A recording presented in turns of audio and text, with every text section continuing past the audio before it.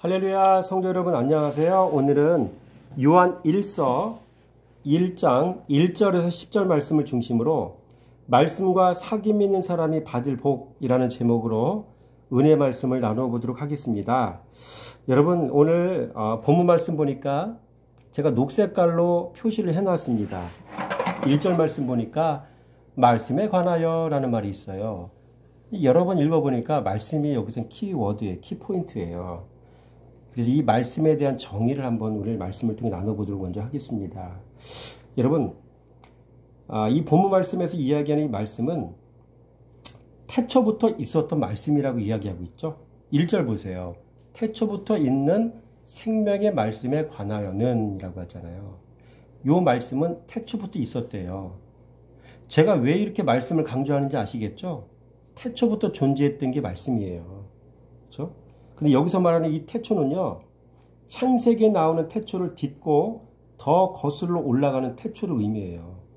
그래서 창세기의 태초는요, 창조의 시점을 가리키는 태초입니다. 그러나 요한복음, 사도 요한이 기록했잖아요.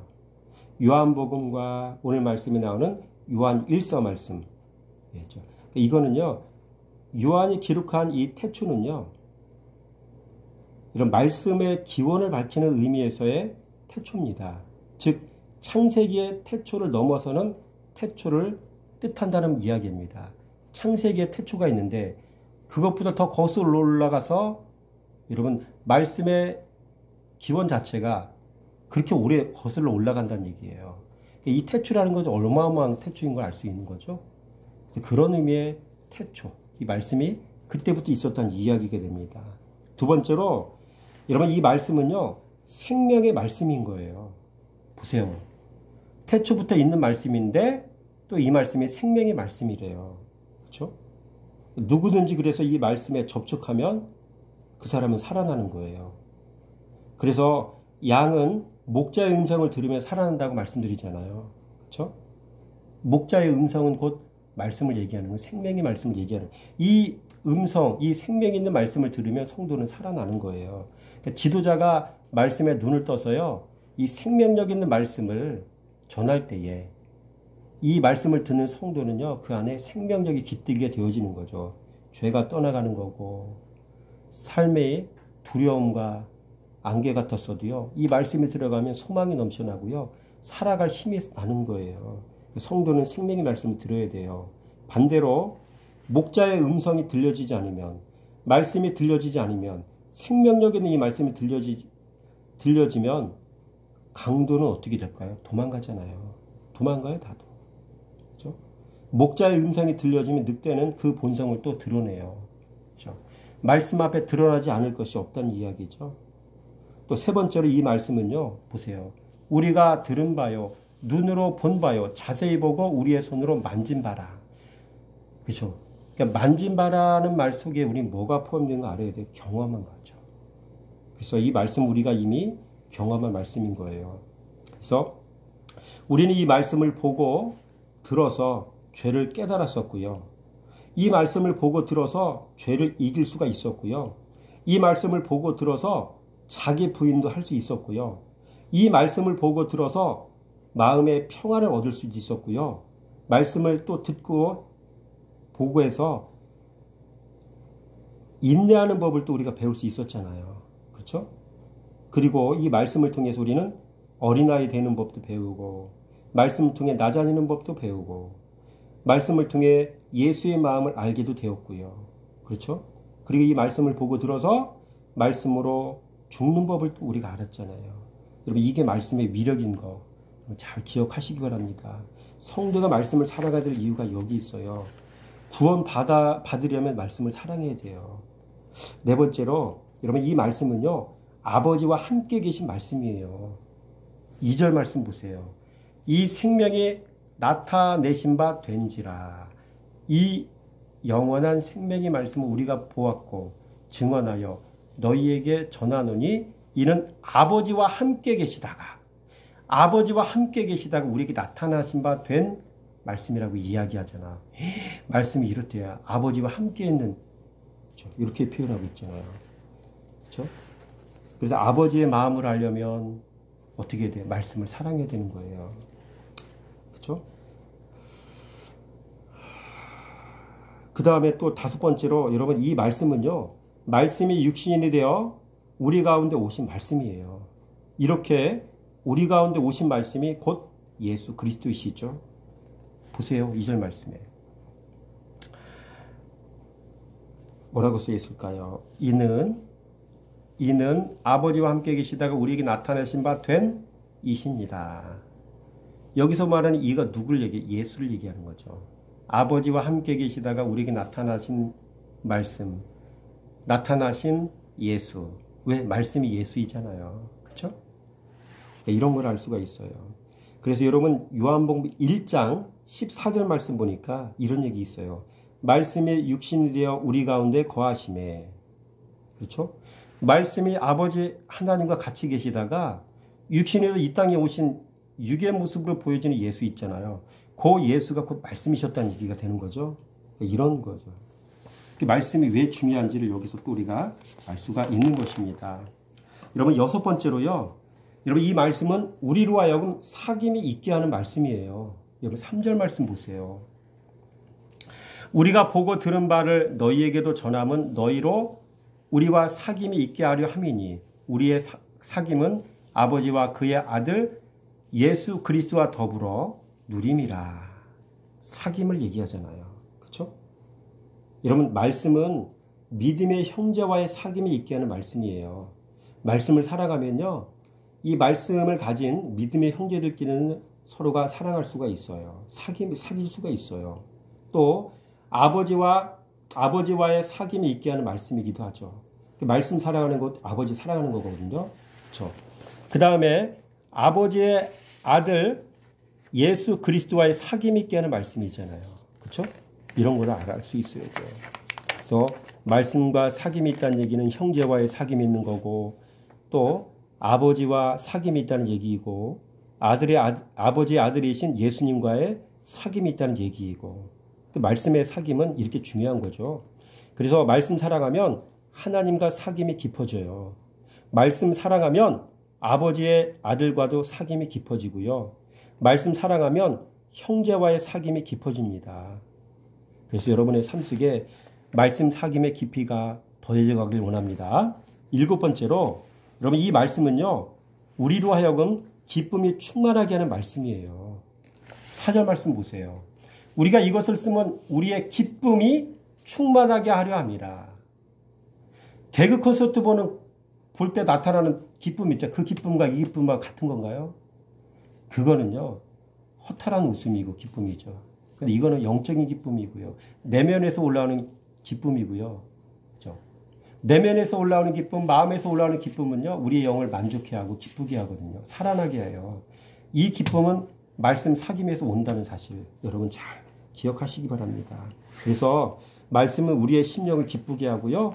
말씀은 우리의 마음을 기쁘게 하고 말씀은 우리의 영혼을 또 기쁘게 한다는 사실 기억하면서 말씀 사귐에 열심을 내는 여러분이 되시길 주님의 이름으로 축원하며 드립니다.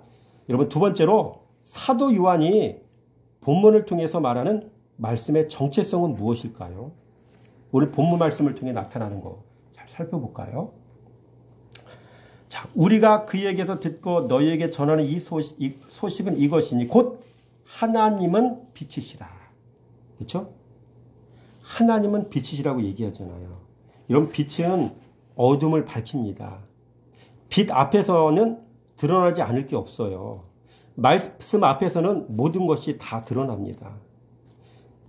사람의 마음의 생각과 뜻이 다 드러나는 거죠. 그래서 히브리서 4장 13절 말씀에 이렇게 기록되어 있어요. 지으신 것이 하나도 그 앞에 나타나지 않음이 없고 우리의 결산을 받으시기에 눈앞에 만물이 벌거벗은 것 같이 드러나느니라. 그렇죠? 지으신 이 하나님, 지으신 이 하나님이신 말씀이 우리를 지으셨잖아요. 그렇죠? 이 지으신 말씀 앞에 하나도 드러나지 않을 것이 없다는 얘기죠. 그 말씀 앞에서는 모든 게 다 드러나는 거예요. 여러분 큰 세 번째로 말씀과 사귐 있는 성도의 삶에는 어떤 일이 일어나겠습니까?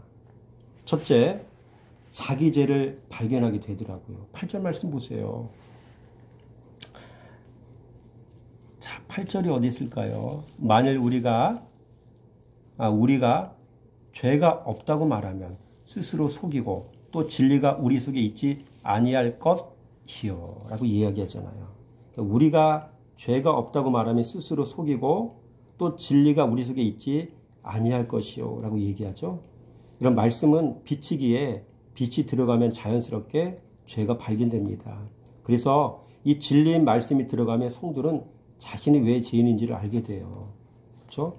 말씀 생활하는 성도는요, 자기가 죄인인 걸 알기 때문에 늘 겸손할 수밖에 없다는 사실. 교만 떠는 사람은 말씀 생활 하는 건가요? 그러면 아니란 얘기죠. 그렇죠? 두 번째로 자신의 죄를 회개하게 됩니다. 말씀과 사귀면요. 9절 말씀 보세요. 만일 우리가 우리의 죄를 자백하면, 그렇죠? 말씀은 죄를 깨닫게 할 뿐만 아니라 죄를 밀어내는 힘이 있어요. 그래서 말씀이 들어간 성도는 자연스럽게 자신의 죄와 싸우게 됩니다. 그 과정에서 행하는 일이 곧 회개이기도 하고요. 그렇죠? 그래서 말씀과 사귀면 성도는 자기의 죄를 회개할 수밖에 없어요. 셋째로 죄사함을 받게 됩니다. 7절 말씀 볼까요? 그 아들 예수의 피가 우리를 모든 죄에서 깨끗하게 하실 것이요. 그렇죠? 말씀과 사귐 있는 성도에게는 3대 죄악이 떠나가는 일이 일어나요. 첫째, 돈 사랑하는 것 떠나가고요. 음란한 것 떠나가고요. 교만한 것 떠나가고요. 마태복음 4장 1절에서 10절이 있죠. 모름지기 교회 지도자는요, 말씀 사랑하다가 이 세 가지를 떨쳐버려야 돼. 돈 사랑하는 거, 음란한 거, 교만한 거. 근데 오늘날 교회 지도자들은 어때요? 이 세 가지가 안 떠나갔다는 얘기죠. 그래서 이게 안 떠나갔다는 얘기는 말씀 사랑 아는 거고요. 주님이 아직 목회와 또 사역을 시작하도록 보내지 않았는데 자기 힘으로 목회하고 사역하는 거죠. 이런 걸 알 수 있어야 되고요. 성도도 교회에서 일을 하려면 이 세 가지가 떠나가야 돼요. 음란한데 교회에서 어떻게 사역을 해? 교만한데 자꾸 무슨 일만 하면 누가 나를 알아주길 원하는데 그런 사람 어떻게 주님이 쓰시겠어요? 절대 말씀 살아가는 사람들이 아니란 말이에요. 그런 사람들은. 그래서 3대 죄악은요. 성도의 내면에서 1차로 일어나는 자기 부인이라고 얘기할 수 있어요. 말씀 사랑해서요. 죄 이겨야 주의를 할 수 있어요. 네 번째로 죄와 영원히 결벌하게 하셔요. 말씀 사랑하는 사람, 말씀과 사귀는 사람. 여러분 9절 말씀 보세요. 뭐라고 했을까? 그는 미쁘시고 의로우사. 그렇죠? 이렇게 이야기하고 있죠. 우리의 죄를 사하시며. 그렇죠? 이런 말씀과 사귐 있는 성도에게는 마음에서 나는 7대 죄악이 떠나가는 일이 일어나요. 마태복음 15장 18절 19절 말씀이잖아요. 악한 생각과 살인과 간음과 음란과 도둑질과 거짓 증언과 비방 이런 것들이 마음속에 숨겨져 있는 7대 죄악이거든요. 그래서 이러한 마음에서 나오는 이 7대 죄악은 곧 자기 부인인데 이런 것들이 말씀과 사귀는 성도의 삶 속에는요. 이 자기 부인이 일어난다는 얘기예요. 그렇죠? 그러니까 이런 거 해결이 안 되면 천국 못 가는 거예요. 다섯 번째로 말씀과 사귐이 있는 성도는요. 거룩해져요. 9절 말씀 보세요. 우리를 모든 불의에서 깨끗하게 하실 것이요. 그렇죠? 마음도 청결, 생각도 청결, 자면서 꾸는 꿈도 청결. 꿈도 지저분한 꿈도 있어요. 이 꿈도 청결하고요. 언어도 청결, 행동도 청결. 이런 것들이 말씀과 사귀는 삶을 살면서 변함없이 꾸준하게 조금씩 일어나는 거예요. 그래서 이제 길이 아니면 가지를 않게 되고요. 진리가 아니면 말하지 않게 되는 그런 신앙의 사람이 되어져 가는 거예요. 다른 말로 경건한 사람이 되어진다는 얘기죠. 여러분 이런 은혜가 여러분들의 삶 속에 있어지기 원합니다. 여섯 번째로 말씀과 사귀는 삶을 살면요. 빛 가운데 행하게 돼요. 7절 말씀 보세요. 여기 있죠. 그가 빛 가운데 계신 것 같이 우리도 빛 가운데 행하면 그렇죠? 빛의 아들로 살아간다고 말씀하시는 거예요. 이게 그렇죠? 말씀 사랑할 때 이런 일들이 일어나요. 여러분 요한복음 13장 36절 말씀 보니까 이런 말씀이 있어요. 너에게 아직 빛이 있을 동안에 빛을 믿으라. 그리하면 빛의 아들이 되리라.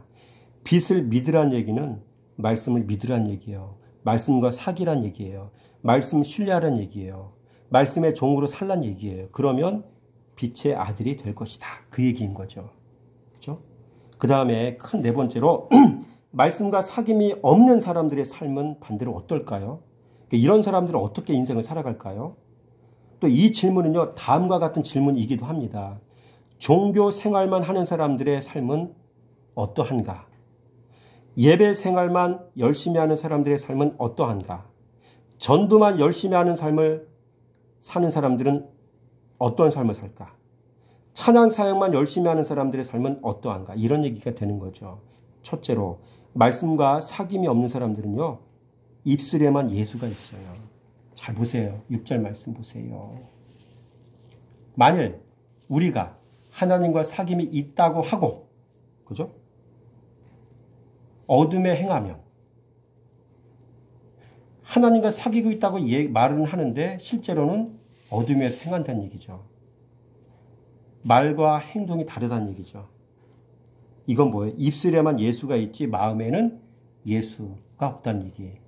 입술에는 예수가 있는데 마음에는 진리가 없다는 얘기죠. 예수의 마음이 그 안에 없다는 얘기잖아요. 그렇죠? 이런 것들은 단박에 알아볼 수 있어야 돼요. 둘째로 말씀과 사귐이 없는 사람들은요, 어둠에 행합니다. 이거 보세요. 어둠에 행하면, 그렇죠? 그러니까 이런 사람들은 겉과 속이 다르다고 했죠? 자신의 말과 행위가 달라요. 결국 언젠가는 자신의 거짓이 들통날 수밖에 없는 사람이에요. 참 안타깝죠? 세 번째로 말씀과 사귐이 없는 사람들은요, 진리를 행하지 않습니다. 6절 말씀 보세요. 어디 있을까요? 6절 말씀에. 어디죠? 진리를 행하지 아니하거니와. 그렇죠? 진리가 없으니 진리를 행할 수가 없는 겁니다. 네 번째로 이런 사람들은요, 죄가 여전히 있어요. 7절 말씀 보세요. 7절 말씀이 어디 있을까요? 그가 빛 가운데서 계신 것 같이, 그렇죠? 우리도 빛 가운데 행하면 우리가 서로 사귐이 있고 그 아들 예수의 피가 우리를 모든 죄에서 깨끗하게 하실 것이요. 그렇죠? 그런데 말씀과 사귐이 없으니 죄를 끊어낼 수가 없는 겁니다. 그래서 여전히 죄가 있는 거고요. 죄를 즐기는 삶을 사는 거고요. 또한 다섯 번째로 여러분 이런 사람들은 죄에게 스스로 속는 사람이에요. 8절 말씀 보세요. 8절에 만일 우리가 죄가 없다고 말하면 스스로 속이고 얘기하고 있죠. 이렇게. 그러니까 이런 사람은요, 자신이 죄를 지어도 자신이 죄 짓고 있다는 사실을 몰라요. 그렇죠? 여섯 번째로 이런 사람들은요, 그 속에 진리가 또 없어요. 8절 말씀 보세요. 8절 말씀에 어떻게 진리가 우리 속에 있지 아니할 것이요 라고 얘기하죠. 속에 진리가 없으니 마음이 어둡고 눈이 어둡고 또 귀가 어두울 수밖에 없는 거죠.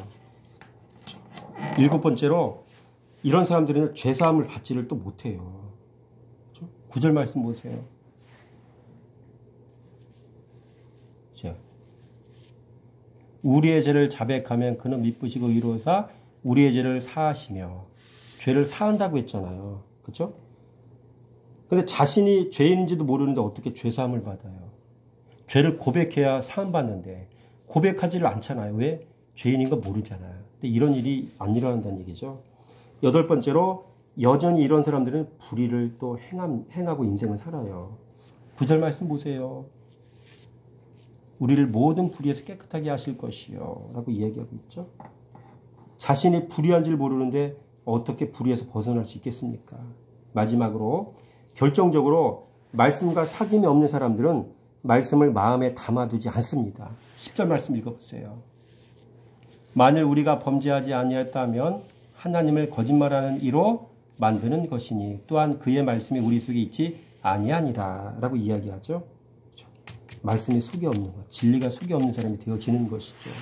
여러분 오늘 본문의 말씀을 통해서 우리는 이런 말씀과 사귐 있는 사람들이 받을 복이 무엇인지를 알았잖아요. 그렇죠? 그러니까 여러분의 삶 속에 말씀과 사귐 있는 삶이 있어서 죄로부터 멀어지고 마음속에 평안이 임하고 주님이 동행해 주시고 여러분의 앞길을 형통하게 열어주시고 인도하시는 축복을 다 받아 누리다가 마지막 때 천국에 올라가는 그런 은혜가 있어지길 주님의 이름으로 축원하며 드립니다.